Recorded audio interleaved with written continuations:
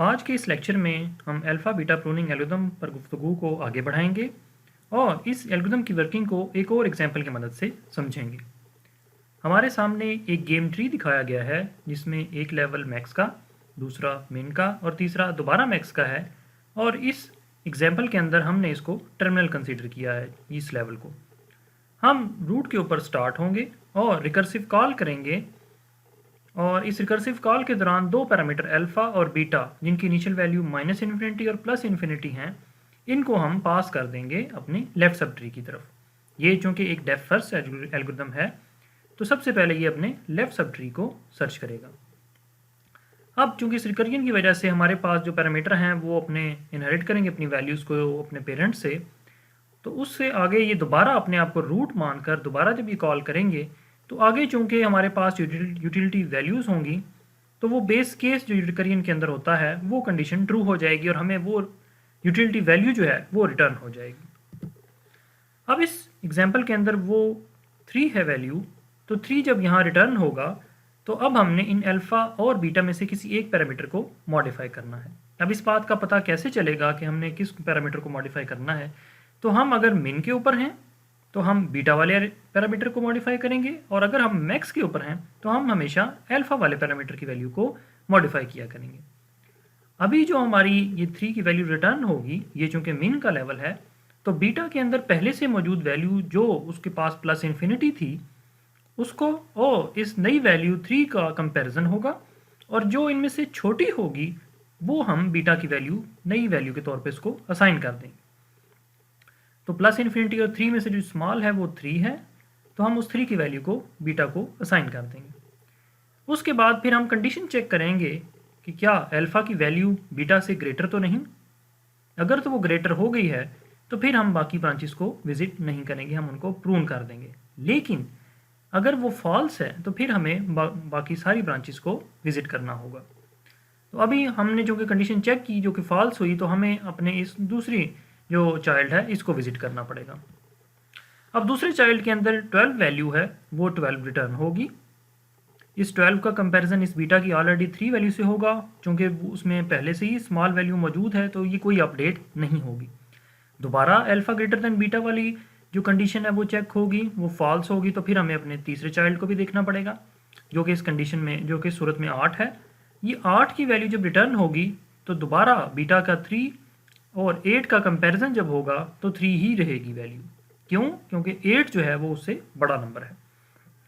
तो जब भी हम बीटा की वैल्यू को अपडेट करेंगे तो हम इसमें मौजूद पहली वैल्यू और नई वैल्यू में से छोटे वाली वैल्यू को दोबारा असाइन किया करेंगे, यानी हम जो अपडेशन होगी बीटा की उसमें हम स्मॉलर वैल्यू को कंसीडर करेंगे।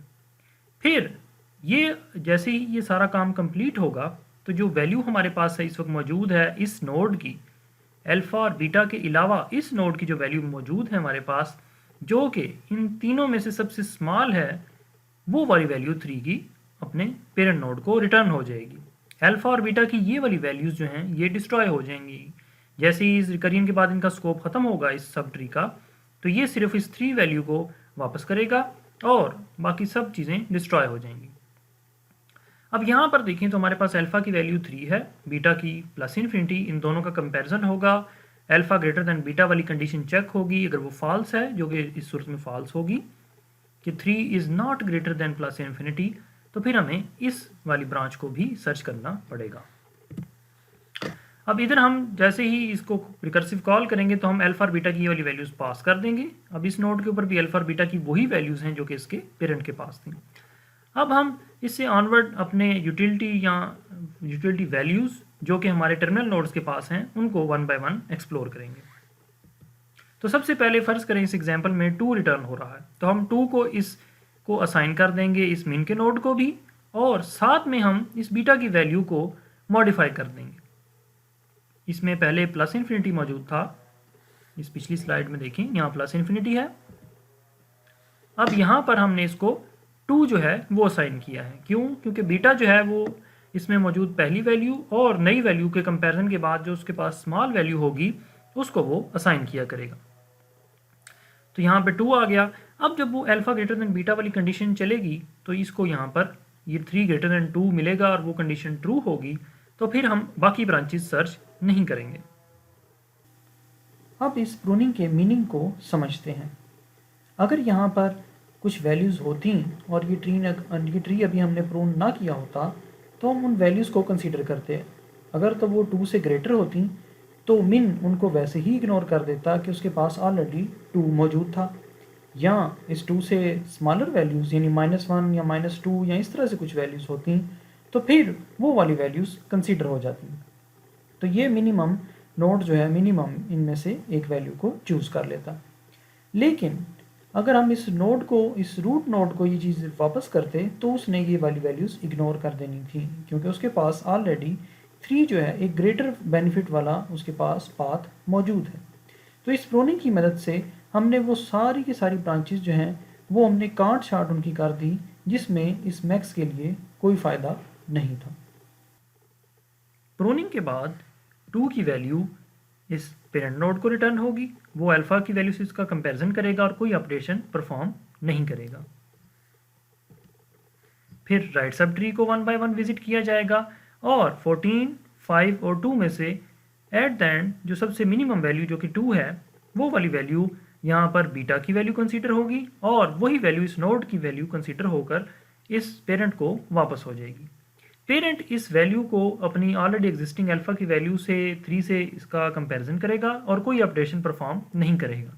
अल्टीमेटली अल्फ़ा के पास इन तीनों ब्रांचेस में से जिसमें उसको सबसे मैक्स वैल्यू यानी 3 मिल रही है, वो उस 3 वाली वैल्यू को इस नोड की वैल्यू कंसीडर करेगा, यानी इस मैक्स की जो अपनी वैल्यू है वो 3 हो जाएगी, यानी उसने इन तीनों ब्रांचेस में से इस वाली ब्रांच में मूव करना है। तो अब अगर हम general alpha beta pruning algorithm को देखें तो हमारे पास कोई एक नोड m मौजूद है और एक नोड n है, और हमने इस ट्री को इस तरह से डिज़ाइन किया है कि एक प्लेयर और फिर दूसरा लेवल उसके अपोनेंट का, फिर प्लेयर का, फिर अपोनेंट का, और इसी तरह से हमारा ये पूरा ट्री कंस्ट्रक्ट हो रहा है।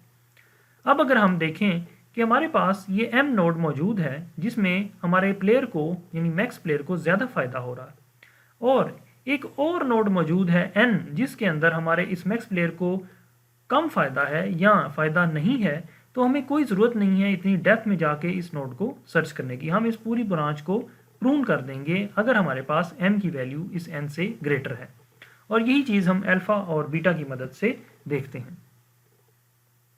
यानी अगर हमारे पास m जो है उसमें हमें मैक्सिमम बेनिफिट मिल रहा है तो हमें बाकी डेप्थ में जाकर उससे कम फ़ायदे वाली ब्रांचेस को विजिट करने की ज़रूरत नहीं है, हम उनको प्रून कर सकते हैं।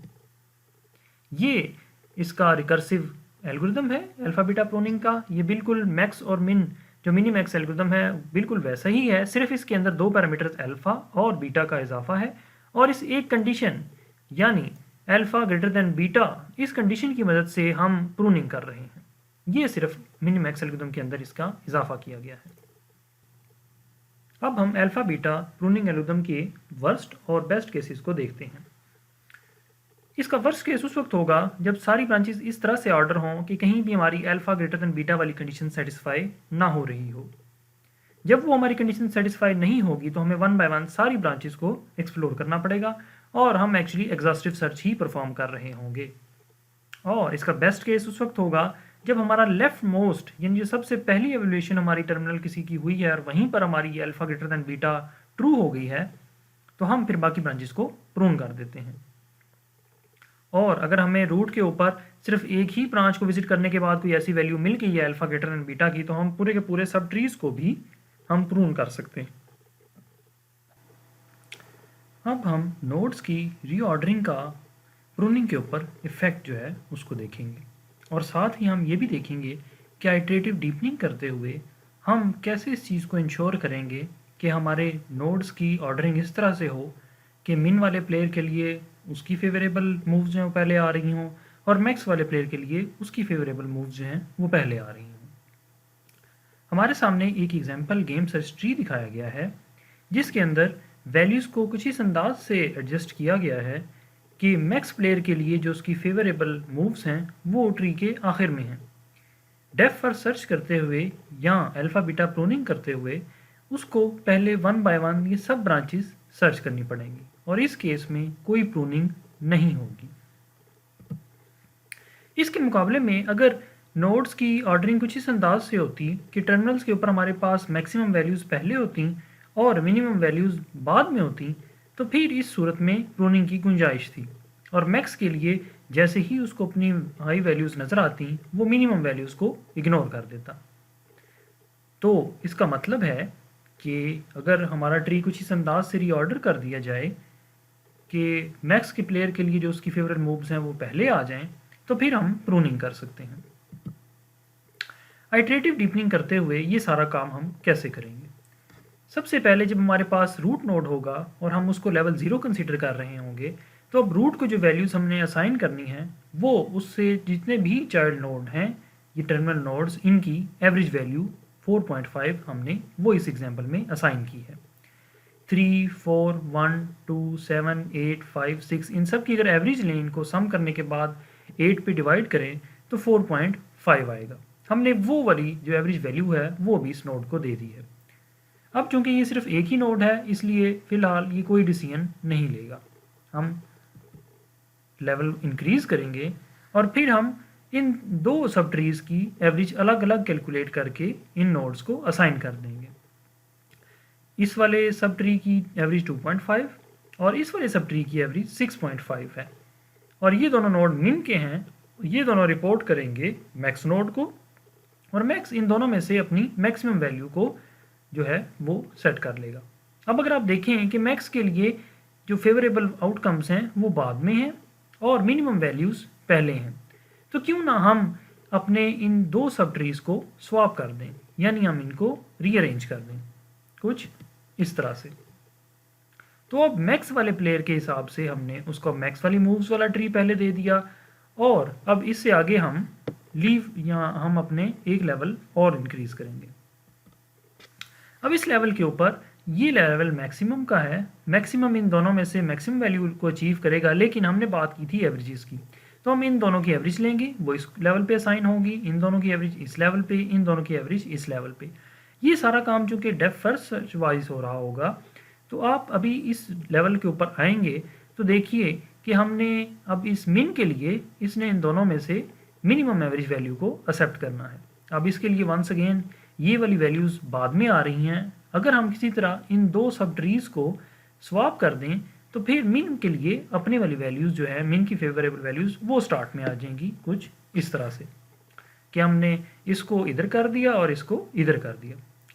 अब अगर हम ऊपर से देखें तो मैक्स के लिए जो फेवरेबल आउटकम्स हैं वो पहले आ रही हैं, मिन के लिए भी वो पहले ही आ रही हैं, बस सिर्फ फ़र्क इसका है कि वो एक सब ट्री के अंदर एग्जिस्ट कर रही हैं। अब जब हम ये सारा काम कर रहे होंगे तो आप देखिए कि इस आखिरी वाली ब्रांच के ऊपर जो एवरेज वैल्यू है वो 3.5 नहीं बन रही, तो हमने उसको डिस्कार्ड कर दिया है, यानी हम आहिस्ता आहिस्ता एक्चुअली प्रूनिंग की तरफ जा रहे हैं। एक लेवल और बढ़ाएं तो अब हमारे पास सारी ओरिजिनल वैल्यूज़ विजिबल हैं, तो अब हम एवरेज तो नहीं लेंगे बल्कि हम एक्चुअल वैल्यूज़ जो हैं वो हमें विजिबल हैं, हम उनका जो एक्चुअल वैल्यूज़ की बेस के ऊपर इनको अल्फ़ा बीटा प्रूनिंग कर रहे होंगे। तो हमने देखा कि अगर हम आइटरेटिव डीपनिंग और रीऑर्डरिंग को कुछ इस अंदाज से चलाएं कि जब मैक्स की बारी हो तो मैक्स के हिसाब से मूव्स को रीऑर्डर कर लिए जाए, और जब मिन की बारी हो तो मिन के हिसाब से फर्दर ट्री के अंदर रीऑर्डरिंग कर ली जाए, तो फिर हमारे लिए प्रूनिंग करना काफ़ी आसान हो जाता है। लेकिन वंस अगेन ये एवरेजेस को कैलकुलेट करने के लिए हमें वैल्यूज़ की ज़रूरत पड़ेगी, तो आइटरेटिव डीपनिंग में आमतौर पे हम 3 या 4 लेवल या जितना भी हमारा डिज़ायर्ड लेवल है उस हद तक सेट करके एवेल्यूएशन फंक्शन की वैल्यूज़ को यूज़ करते हुए एवरेजेस कैलकुलेट करेंगे, और उनकी बेस के ऊपर हम अपने ट्रीज़ को स्वैप करते चले जाएंगे। ये एक और एग्जांपल है अल्फ़ा बीटा प्रूनिंग की, इसको आप खुद जाकर चलाएं। इसमें बिल्कुल वैसे ही अल्फ़ा बीटा की वैल्यूज़ जो हैं वो पुश होती चली जाएंगी जब तक कि उसके पास लीफ नोड ना आ जाए, और फिर वो इन सारे लीफ नोड्स में से जो है वो अगर मैक्स का लेवल है तो मैक्सिमम वैल्यू जो है वो ऊपर अपने चाहे अपने पेरेंट को रिटर्न करेगा, जो कि अपने लेवल के ऊपर अल्फ़ा या बीटा में से जो भी उसका करस्पॉन्डिंग लेवल है, जो इस केस में बीटा है, उसको अपडेट कर लेगा। फिर वो दूसरे अपने सब ट्री को देखेगा और इसी तरह जो ब्रांचेस प्रून हो सकती होंगी वो उनको प्रून करता चला जाएगा। इस तरह से ये पूरे का पूरा एल्गोरिदम इस सर्च ट्री को एक्सप्लोर करेगा, और जिन स्टेट्स के ऊपर आपको क्रॉस का निशान नज़र आ रहा है वो सब प्रून की हुई स्टेट्स हैं। तो एक्चुअली हमने अच्छे खासी ब्रांचेस को प्रून कर लिया है और हमें काफ़ी कम नोड्स जो है हमको विजिट करना पड़ा है। एट द एंड हम मैक्स की पोजीशन है, इनिशियल रूट नोड हमारा मैक्स है, उसको हम वो वाली साइड पे लेके जाएंगे जहाँ पे उसको मैक्सिमम बेनिफिट मिल रहा होगा। इस एग्जांपल के अंदर हम देखें तो हमारे जो मैक्स है उसको यहाँ भी 6 मिल रहा है, यहाँ भी 6 मिल रहा है और इधर भी 6 मिल रहा है, तो वो इन तीनों में से किसी एक तरफ पे भी मूव कर सकता है। अब बात करते हैं नॉन डिटर्मिनिस्टिक गेम्स की, कि इन गेम्स के अंदर हम कैसे ये मिन मैक्स एल्गोरिथम जो है उसको एडजस्ट कर सकते हैं, या हम कैसे इस एल्गोरिथम को यूज़ करते हुए इन गेम्स में स्ट्रेटजी जो है बेस्ट मूव फाइंड कर सकते हैं। तो इसमें काम आमतौर पे हमारी उन डिटर्मिनिस्टिक गेम्स की निस्बत काफ़ी मुख्तलिफ होता है, क्योंकि इनके अंदर रैंडमनेस और स्ट्रेटजी इन दोनों का जो है वो एक मिक्सचर मौजूद होता है। रैंडमनेस इसलिए कि डाइस जो है वो कौन सा उसका फेस जो है वो आप पाएगा, या उसको रोल करते हुए कौन से आउटकम्स आएंगे, इसके बारे में आपको एडवांस में नहीं पता, टोटली रैंडमनेस इन्वॉल्व है। जबकि स्ट्रेटजी ये है कि जब आपने डाइस को रोल कर लिया, अब आपने अपने कौन से पीसीज या चेकर्स को मूव करना है। ये बैकगैमन एक बड़ी फेमस गेम है जिसके अंदर आप सबसे पहले एक पेयर ऑफ डाइस जो है उसको रोल करते हैं और उसकी बेस पे आप कुछ चेकर्स को मूव करते हैं। तो ऐसी गेम्स के अंदर रैंडमनेस और स्ट्रेटजी दोनों का अमल दखल होता है।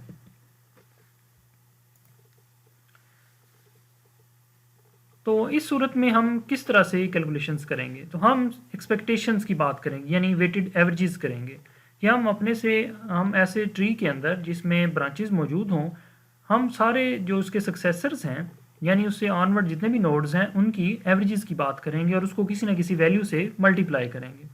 ये एक हमारे पास गेम ट्री मौजूद है जिसके अंदर हमने मैक्स और मिन के लेवल के दरमियान एक और नोड का इजाफा किया है, यानी एक और लेवल का इजाफा किया है जिसको हमने चांस का लेवल कह दिया है। इस चांस के लेवल से ऑनवर्ड हम जितने भी पॉसिबल आउटकम्स हैं उनको एक नंबर असाइन कर रहे हैं, जो कि इस सूरत में 0.5 है। इसको आप प्रोबेबिलिटी भी कह सकते हैं, इसको आप चांस भी कह सकते हैं।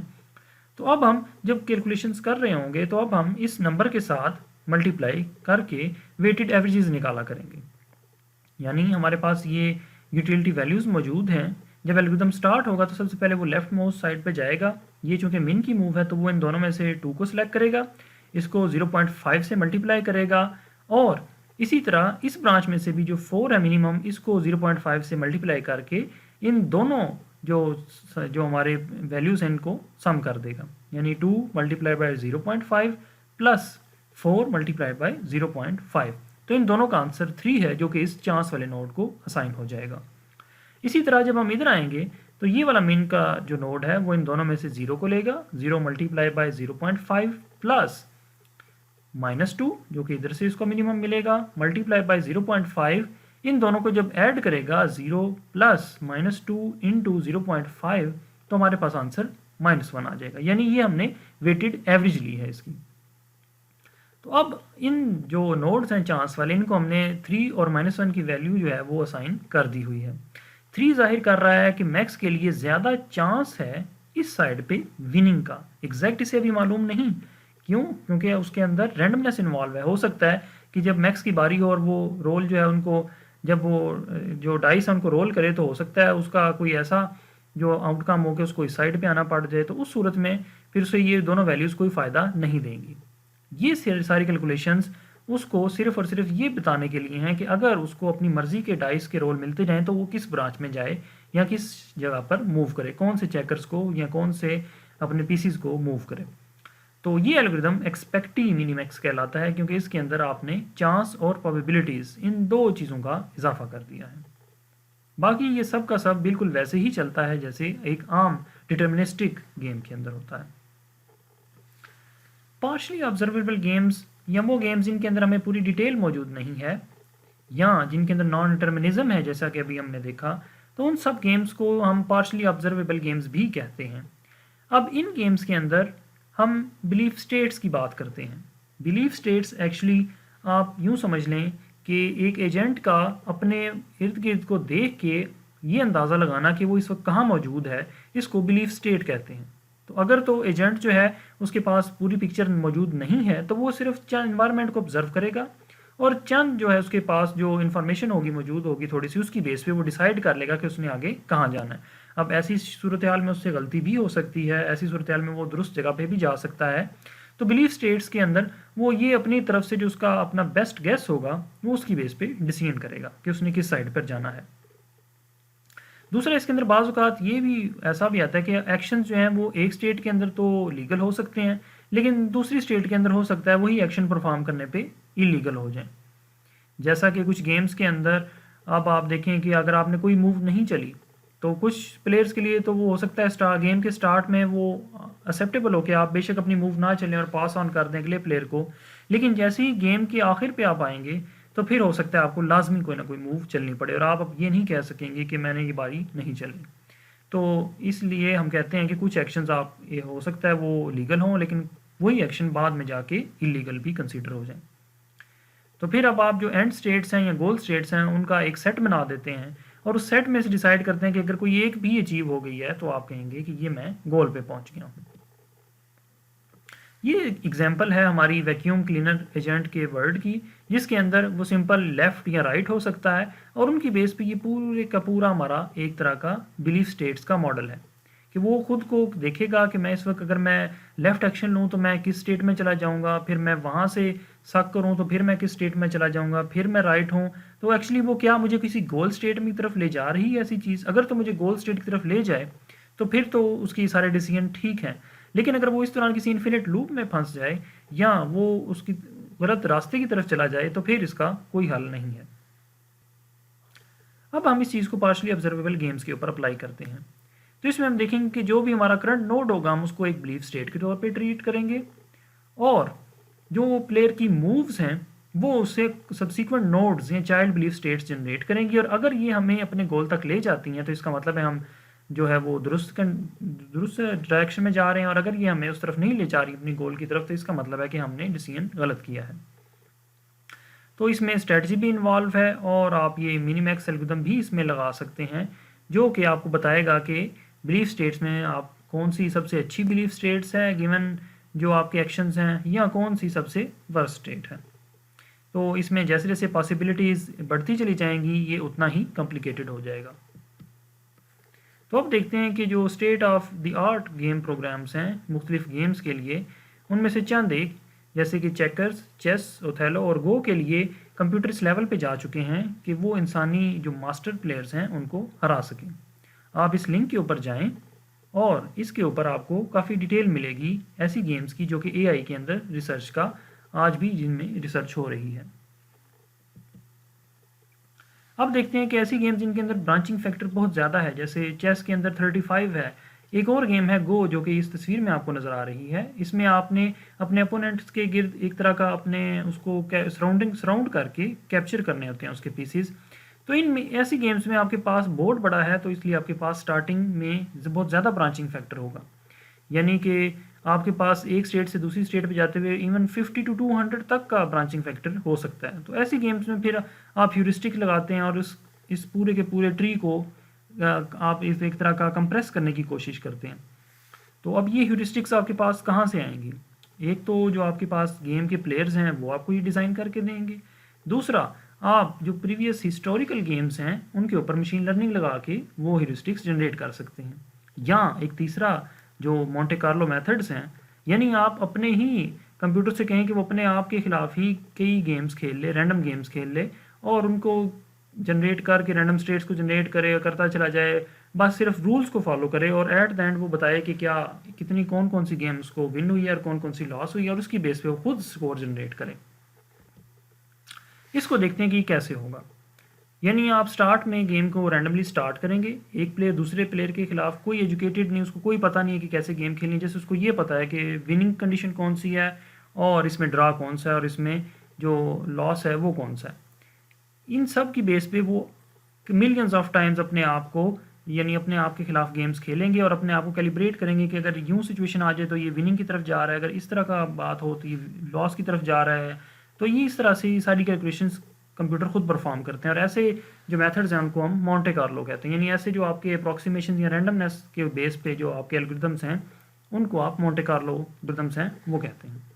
मोंटे कार्लो एल्गोरिथम्स किस तरह काम करते हैं? वो हो सकता है कि एक ट्री की ढेर सारी ब्रांचेस को बेवक्त वक्त ही नहीं एट वंस वो सर्च करना शुरू कर दें। क्यों? क्योंकि उनके अंदर रैंडमनेस इन्वॉल्व है। तो अब उनके अंदर सवाल ये पैदा होता है कि हम आमतौर पर गेम खेलते हुए जानते हैं कि इनिशियल मूव हमें कौन सी लेनी है। हम सारी मूव्स कंसीडर नहीं कर रहे होते। हमें पता है कि स्टार्ट में अगर हमारे पास कोई एक चॉइस अच्छी है तो हम उसी को लें। लेकिन इन एल्गोरिथम्स को चूँकि हमने कुछ क्राइटेरिया नहीं दिया होता, तो ये रैंडमली ये सर्च करते हैं, जिसमें हो सकता है कि ये अच्छे वाले पाथ्स भी ले लें या ऐसे पाथ जिनके अंदर लॉस हो रहा हो वो भी ले लें। तो इनको क्योंकि नहीं पता होगा तो ये स्टार्ट इसी तरह से लेंगे। ये बिल्कुल एक ऐसी ऑक्टोपस की तरह बन जाएंगे जिसके ढेर सारे हैंड्स हैं और वो एक ही वक्त में ढेर सारे काम करने की कोशिश कर रहा है। तो इसलिए इसको मल्टी आर्म बैंडेड प्रॉब्लम के तौर पे भी लिया जाता है। तो हमारी कोशिश तो होती है कि हम अपना ज़्यादा टाइम ऐसी मूव्स के ऊपर लगाएं जो कि हमें ज़्यादा अच्छे रिजल्ट्स दें। लेकिन अब इन एल्गोरिथम्स के अंदर चूँकि रैंडमनेस इन्वॉल्व है तो इसमें कोई अगर ख़ास डिसीजन आप खुद नहीं ले सकते। तो इन एल्गोरिथम्स के अंदर या तो आप पूरी ट्री को एक्सप्लोर करेंगे या आप सिर्फ चंद ब्रांचेस को एक्सप्लॉइट करने की कोशिश करेंगे। तो ये ट्रेड ऑफ होगा कि जहाँ आप एक्सप्लोर करेंगे तो फिर आपको ये ऐसी ब्रांचेस को छोड़ना पड़ेगा जो कि बेनिफिशियल हैं, या आपको फिर ऐसी ब्रांचेस को अगर आप ले रहे हैं तो फिर आप सारे ट्री को एक्सप्लोर नहीं कर सकेंगे। मोंटे कार्लो ट्री सर्च के अंदर ट्री के हर लेवल के ऊपर किसी पाथ को जितनी दफ़ा एक्सप्लोर किया गया है उसकी तादाद और जितनी दफ़ा गेम को विन किया गया है इसकी तादाद, इन दोनों का रिकॉर्ड रखा जाता है। फॉर एग्ज़ाम्पल, अब हमारे पास ये एक बड़ी फेमस गेम है हेक्स गेम। इसके अंदर 2 प्लेयर्स यानी ब्राउन और वाइट ये दोनों कोशिश करते हैं कि ये एक चेन बना लें जो कि दूसरे प्लेयर की जो चेन है उसको काटती हुई चली जाए। जैसे कि इस वाइट की कोशिश होगी कि वो इन 2 बॉक्सेस को क्लेम करके अपनी चेन बना ले, या वो सिर्फ इस एक बॉक्स को क्लेम करके वो अपनी चेन को कंप्लीट कर ले। जबकि इसके मुकाबले में ब्राउन की कोशिश होगी कि वो इन दो को क्लेम करे, इन 2 बॉक्सेस को क्लेम करे और अपनी चेन बना ले। इस पूरे बोर्ड के ऊपर आल्दो के बहुत सारे अभी हमारे पास बॉक्सेस क्लेम नहीं हैं, लेकिन असल जो बात है वो इन 2 या 3 जो हमारे बॉक्सेस अनफिल्ड हैं इनके ऊपर डिसाइड करेगी कि कौन सा खिलाड़ी जो है वो विन करेगा। तो मोंटे कार्लो के अंदर आप रैंडमली इन सारों को बारी बारी जो है वो देखते हैं कि कौन से ऐसे पाथ्स हैं या कौन से ऐसे नोड्स हैं जिनको हम अगर क्लेम कर लें तो हम विनिंग की तरफ जा सकते हैं। ज़ाहिर सी बात है इनके अंदर क्योंकि हमने कोई हेरिस्टिक नहीं डाली तो इनको स्टार्ट में नहीं पता होगा कि अगर मैं ये वाला बॉक्स क्लेम करूँ तो क्या होगा, अनलेस कि जब तक गेम एंड होगी उन्होंने हर लेवल के ऊपर इसका रिकॉर्ड रखा होगा कि हम इस पाथ से कितनी दफ़ा गुजरे हैं और क्या ये पाथ हमारा हमें विनिंग की तरफ लेके जा रहा था। तो वो इसकी बेस पे हो सकता है कि इनको कम स्कोर जो है वो एट द एंड असाइन करें और ज़्यादा स्कोर इन इंटरमीडिएट नोड जो कि इनके बीच में हैं इनको असाइन कर दें। तो अब जैसे ये वाला नोड जिसके अंदर हमने काफ़ी ज़्यादा रेड किया, इसका मतलब है कि ये ऐसा पॉइंट हो सकता है जिसके ऊपर इन दोनों में से जो सा खिलाड़ी पहले इसको फिल कर लेगा वो जीत जाएगा। हमने देखा कि गेम प्लेइंग को भी हम सर्च प्रॉब्लम के तौर पे मॉडल कर सकते हैं। इसके अंदर अगर हम 2 प्लेयर 1 प्लेयर 2 की मूव्स को अगर हम एक ट्री की शक्ल में मैप कर लें, बिल्कुल वैसे ही जैसे हम मिन और मैक्स के लेवल्स डिज़ाइन कर रहे हैं, तो हम इसको गेम ट्री को सर्च प्रॉब्लम के तौर पे भी डील कर सकते हैं। फिर किसी एक प्लेयर जैसे एक मैक्स प्लेयर है उसको अगर आपने उसके लिए मैक्सिमाइज़ करना है किसी चीज़ को, तो आप इवैल्यूएशन फंक्शंस की मदद से जो इंटरमीडिएट स्टेट्स हैं उनके स्कोर्स इस तरह से देंगे कि मैक्स प्लेयर को आसानी हो कि वो अपना मैक्सिमम स्कोर चूज़ कर सकें। जिसके लिए हमने 2 एल्गोरिथम देखे जो ये डिसाइड करने में एक मैक्स प्लेयर को हेल्प कर रहे थे, जिनमें से एक मिनी मैक्स था और दूसरा उसकी एक इम्प्रूवमेंट थी अल्फा बीटा प्रूनिंग। उनकी मदद से हमने देखा कि कम वक्त में कैसे ट्री की उन ब्रांचेस को सर्च किया जाए जिसके अंदर हमारे मैक्स प्लेयर को फ़ायदा मिल रहा है। और बड़ी काफ़ी वेल नोन कंप्यूटर गेम्स हैं वो अब ह्यूमंस प्लेयर को जो है वो आउट परफॉर्म कर रही हैं, यानी वो ह्यूमन जो चेस मास्टर हैं या ग्रैंड लेवल के प्लेयर हैं उनको वो बीट कर रही हैं। चेस के केस में ग्रैंड चेस मास्टर, गो और इसके केस में जो दूसरी गेम्स हैं ओथेलो या कुछ और स्ट्रेटजी वाली गेम्स हैं उनके अंदर जो ह्यूमन प्लेयर्स हैं उनको वो आउट परफॉर्म कर चुके हैं। और ये सारे का सारा काम कंप्यूटर्स ने खुद नहीं किया, एक्चुअली उनके अंदर ये चीज़ बिल्ड की गई, उनके अंदर ह्यूरिस्टिक्स डाली गई कि कौन सी चीज़ अच्छी है, कौन सी जो मूव है वो बेहतर है, कौन सी बोर्ड की कन्फिग्रेशन आपको जीत की तरफ लेके जा रही है। ये सारा काम ह्यूमन एक्सपर्ट्स की ही मदद से ये किया गया। तो एक्चुअली हमने ये सारा काम आल दो कंप्यूटर को हमने हैंड ओवर किया, लेकिन एक्चुअली टेक्निक्स जो थी वो सारी ह्यूमन्स एक्सपर्ट ने ही उनके अंदर डाली। तो ये हमारा चैप्टर गेम्स के ऊपर था। अगले लेक्चर्स के अंदर हम एक और क्लास ऑफ प्रॉब्लम्स हैं जिनको हम कंस्ट्रेंट सेटिस्फेक्शन प्रॉब्लम्स कहते हैं, उनकी बात करेंगे।